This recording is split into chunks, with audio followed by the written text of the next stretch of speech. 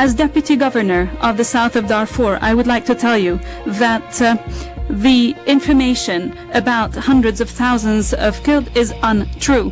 And I say the alleged links between the government of Sudan and militias referred to by the High Commissioner for Human Rights have yet to be objectively documented.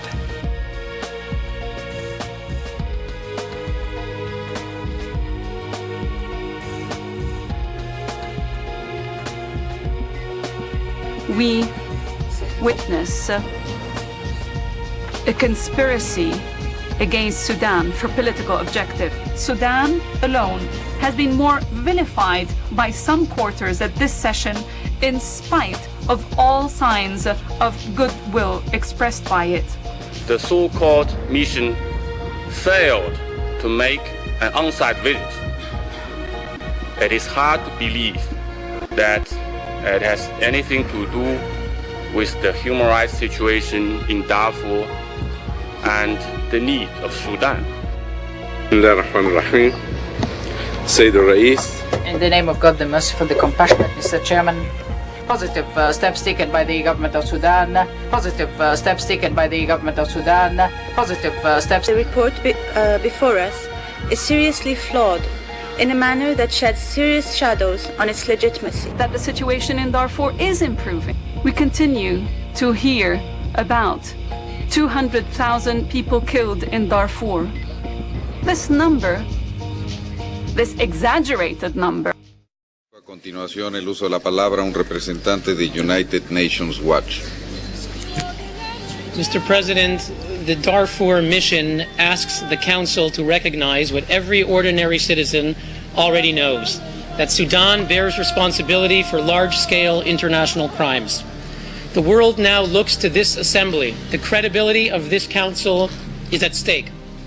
The arguments of Sudan are like the child who murdered his parents and then asks for mercy because he is an orphan.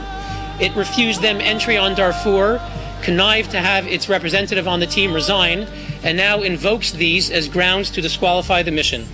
Both arguments are hollow and, as stated by Ghana, contrary to prior precedent.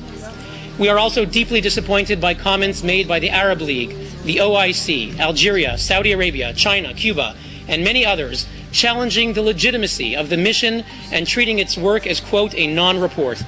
The country that invoked the most compassionate and merciful showed neither compassion nor mercy for the victims of Darfur. A great power on this Council acted not with greatness, but out of Olympic-sized commercial interests.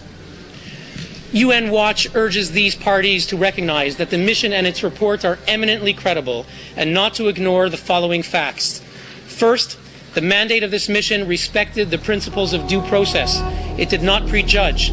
It was instructed to assess the human rights situation in Darfur.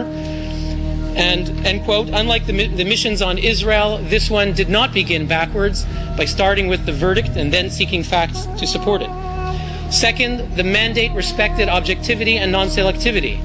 Unlike the missions on Israel, this one was not limited to examining the violations of only one actor in the region of concern. It covered the actions of all parties. Indeed, the team noted violations on all sides. Third, that Sudan participated in negotiation of the mandate, together with the groups of which it is a member. This privilege was not afforded to Israel in the Council's other special sessions. Sudan was given fair treatment, even deference. The team was instructed to consult with Khartoum. It repeatedly attempted to do so. Sudan promised cooperation, was praised in the resolution of December for cooperation, but it has not cooperated.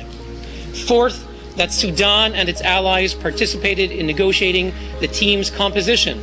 As a result, unlike the Council missions on Israel, this one saw the appointment of ambassadors from governments who often voted with the country concerned, one of whom had defended and praised Sudan at the December session.